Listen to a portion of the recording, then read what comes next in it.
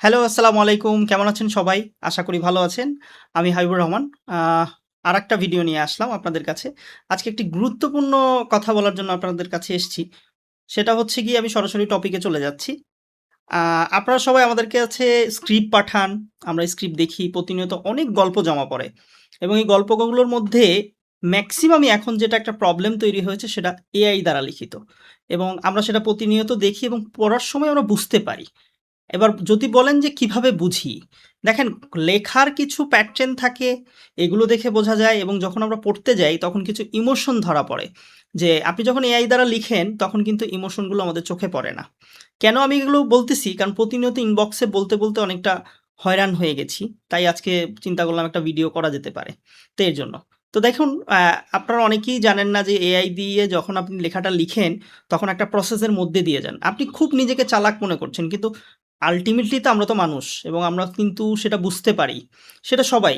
যখন আপনি এআই দিয়ে কোনো কিছু লিখছেন, তখন যে প্রতিনিয়ত লেখাগুলো দেখার অভ্যেস আছে, লাইক ধরেন আমরা বই পড়ি বা গল্প পড়তেছি বা বিভিন্ন আর্টিকেল লেখা পড়ি, তখন ওটা দেখলে বা ওইটার বিশেষ কিছু দিক থাকে। লাইক আপনি যখন এআই দিয়ে লেখেন ম্যাক্সিমাম শব্দগুলো রোবোটিক থাকে। সেটা কিন্তু ইমোশন নেই। হ্যাঁ? তো এইখানে হচ্ছে একটা বিষয় যে আপনি যখন একটা গল্প বা এআইকে আপনি একটা সাহায্যকারী টুল হিসেবে নিন।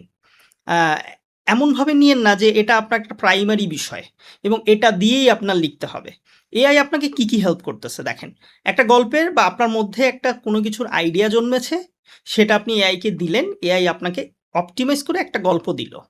ওকে, বেশ। এবার আপনি বললেন এটার মধ্যে আপনি তো যেহেতু মোটামুটি একটু আইডিয়া তৈরি হয়েছে যে আপনি একটা স্ক্রিন প্লে লিখবেন, লাইক অফ চিত্রনাট্য।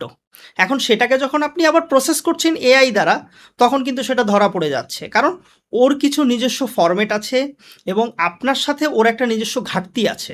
যেটা আপনি এবং ওর মধ্যে কোনোদিন বিনিময় করতে পারবেন না। কারণ আপনার ইমোশনটা প্রপার দেয়াটা পসিবল না। যেটা আপনি হাতে লিখে, কাগজে লিখে কিংবা আপনার নিজের মতো করে লিখতে পারতেন, ওটা কিন্তু হলো না।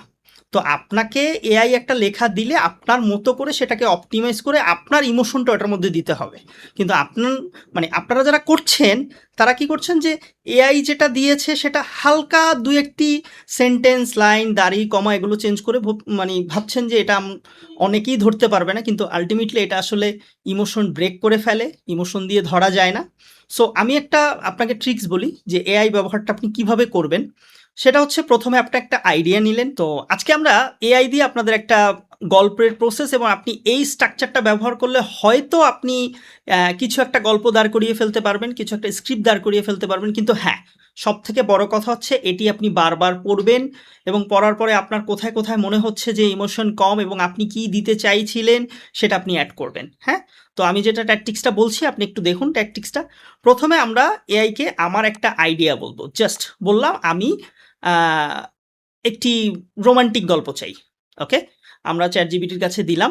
ChatGPT কি করলো? সেটাকে অপটিমাইজ করে আমাকে কয়েকটি গল্প সাজেস্ট করলো। সেখান থেকে আমি একটা গল্প নিজের মতো করে পড়ে আমি চয়েস করে নিলাম একটা গল্প। ওকে? That's fine. এবার গল্পটাকে আপনি কি করছেন যে বললেন, "আমাকে একটি পূর্ণাঙ্গ স্ক্রিপ্ট লিখে দাও।" হ্যাঁ? এবার পূর্ণাঙ্গ যখন স্ক্রিপ্ট বললেন, ও তখন আপনাকে short by short, short list এবং পুরোপুরি বিষয়গুলো আপনি কিভাবে কাজ করবেন সবকিছু দিয়ে দিল। বাট এখানেই হচ্ছে আসল খেলাটা। কারণ আপনি কিন্তু এখন দেখছেন যে স্ক্রিপ্ট যখন তৈরি করলেন আপনাকে ভাষা অনেকগুলো উত্তর দিল। কারণ ওর মধ্যে এত কিছু ক্যাপাবিলিটি এই মুহূর্তেই প্রসেস করতে পারছে না যে আপনাকে পুরো ডিসক্রাইব সহকারে লিখে দিবে। তো আপনি এটাকে কি করলেন? নিলেন।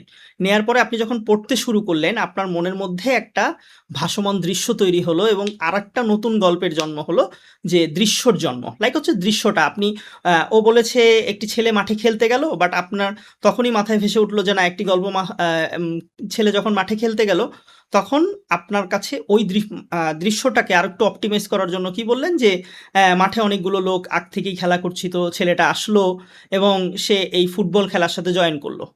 লাইক এমনটাই। তো আপনাকে এই প্রসেসটা চালিয়ে যেতে হবে। তারপরে আপনি আস্তে যখন এটা নিয়ে অপটিমাইজ করতে থাকবেন, আপনার অ্যাসিস্ট্যান্ট টুল হিসেবেও কাজ করবে। একটা কথা আমি আবারও বলছি, এআই আপনি যা কিছুই করেন না কেন এটা আপনার একটা জাস্ট অ্যাসিস্ট্যান্ট টুলস। এটা আপনার কোনো প্রাইমারি অপশন না। আরও ১০ টা যান্ত্রিক, লাইক হচ্ছে আপনি কম্পিউটার ইউজ করছেন, লাইট ইউজ করছেন, মাইক্রোফোন ইউজ করছেন, মোবাইল ফোন ইউজ করছেন। এটা যেভাবে আপনার হেল্পফুল টুলস, তো এটাই আপনার ব্যক্তিগত জীবনে একটা অ্যাসিস্ট্যান্টের রোল পালন করে। তাই এআই আপনাকে শুধু কি করছে? এআই আপনাকে শুধু হেল্প করার জন্য এসছে। এটা কোনো প্রাইমারি টুল না। প্রাইমারি আপনি নিজে, আপনার ব্রেইন, আপনার মেধা, আপনার সক্ষমতা, সবকিছু। তাই আমার একটা পরামর্শ, বেশি, বেশি বই পড়বেন, বেশি, বেশি লেখা পড়বেন। আর পড়তে, পড়তে এআই ইউজ তো অবশ্যই করবেন। সেটার সাথে আপনার রিসোর্স টুলকে আরও বাড়িয়ে তুলবে, পূর্ণাঙ্গকে। সো আজকে এই পর্যন্তই। আশা করি ভালো থাকবেন। আর আমি চেষ্টা করেছি এর প্রতি একটা ধারণা দিয়ে দেওয়ার। বিস্তারিত হয়তো আবার যদি কোনো প্রয়োজন বোধ মনে হয় তাহলে আমাকে কমেন্ট করবেন। আমি অবশ্যই সেটার উপরে একটা কোনো ভিডিও আনার চেষ্টা করব। ধন্যবাদ। তাহলে ভালো থাকবেন। আজকে এই পর্যন্তই। আবার আসবো কোনো না কোনো ভিডিও নিয়ে। Thank you.